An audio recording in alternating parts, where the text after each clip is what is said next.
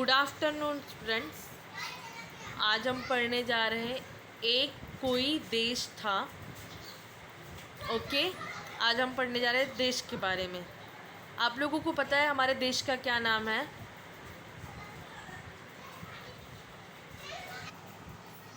हमारा देश इंडिया है। Okay students, in your page number 62 एक कोई देश था। नन्हे दोस्तों, अथर्व के लिखे पत्र तो आप पढ़ चुके हैं। आइए अब मिलकर उसकी लिखी एक कविता पढ़ते हैं जिसमें पाठ से जुड़े कुछ शब्द हैं, जैसे कि देश, प्रदेश, शहर, मोहल्ला, गली। ये सब नाम तो आप लोगों ने सुने ही होगा क्योंकि हम रेगुलर यूज़ करते हैं। ओके, एक कोई देश था, देश में प्रदेश था। एक कोई देश था, देश में प्रदेश था, प्रदेश में शहर था। एक कोई देश था, देश में प्रदेश था, प्रदेश में शहर था और शहर में मोहल्ला था। तो यहाँ पर जो कवि हैं बोल रहे हैं कि एक कोई देश था और उस देश में एक प्रदेश था। मतलब देश बड़ा होता है, उसमें बहुत सारे जो शहर आते हैं, जैसे कि हमारा मुंबई शहर हो गया, हमारा दिल्ली शहर हो गया, तो अलग अलग शहर आते हैं। तो वहाँ पर कवि बोल रहा है कि एक कोई देश था और उसी देश में एक प्रदेश था, प्रदेश में शहर था और प्रदेश में क्या था? शहर। शहर जैसे मैंने अभी आप लोगों को बताया, जैसे हम मुंबई शहर में रह रहे हैं, कोई दिल्ली शहर में रहता है, कोई और कौन सा शहर हो सकता है, ऐसे अलग अलग शहर होते हैं। प्रदेश में शहर था, शहर में मोहल्ला। मोहल्ला दैट मीन्स आप लोगों का जैसे शहर में अलग अलग एरिया वाइज डिवाइड किया रहता है, जैसे हमारे अलग अलग स्टेशंस आते हैं, स्टेशंस में अलग अलग एरियाज़ आते हैं। तो उसी तरीके से यहाँ पर लेखक बोल रहा है कि कोई एक देश था, उसमें भी एक छोटा सा प्रदेश, प्रदेश में भी शहर और शहर में भी मोहल्ला। ऐसा करके हमारा देश इतना बड़ा है कि इतनी सारी चीज़ें हमारे देश में हैं।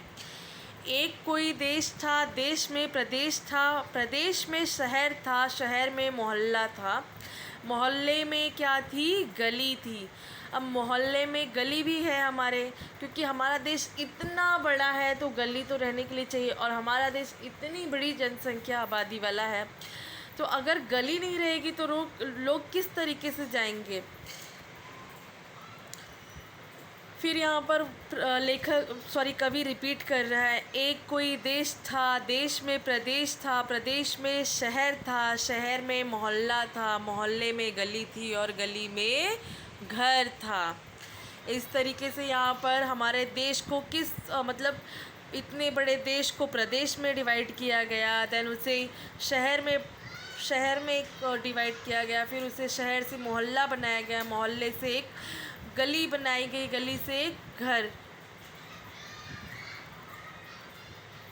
फिर घर में कौन थी? रिया नाम की एक छोटी बच्ची थी। यहाँ पर वापस कवि ने रिपीट किया है ये लाइन, एक कोई देश था, देश में प्रदेश था, प्रदेश में शहर था, शहर में मोहल्ला था, मोहल्ले में गली थी, गली में घर था और घर में कौन थी? रिया नाम की एक छोटी सी बच्ची थी। और वो कह रही थी कि मुझे स्कूल नहीं जाना है, उसे स्कूल नहीं पसंद है। वापस कवि रिपीट कर रहे हैं कि एक कोई देश था, देश में प्रदेश था, प्रदेश में शहर था, शहर में मोहल्ला था, मोहल्ले में गली थी, गली में घर था, घर में रिया थी, रिया कह रही थी मुझे स्कूल नहीं जाना है। मतलब यहाँ पर कवि ने हमें हमारे देश, प्रदेश, मोहल्ला, गली, इन सब चीज़ों के बारे में बताया कि हमारे जो इन देश है यहाँ पर हर चीज़ें हैं, जैसे कि मोहल्ला है, गली है। आप देखते होंगे कि और किसी जो कंट्री है या सिटी है, आप वहाँ पर मोहल्ला वगैरह ये सब नहीं देखते होंगे जो हमारे इंडिया में है।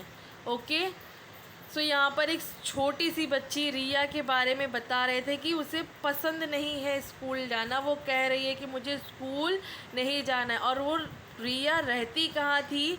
कि एक देश के, प्रदेश के शहर के मोहल्ले की गली में रहती थी वो रिया।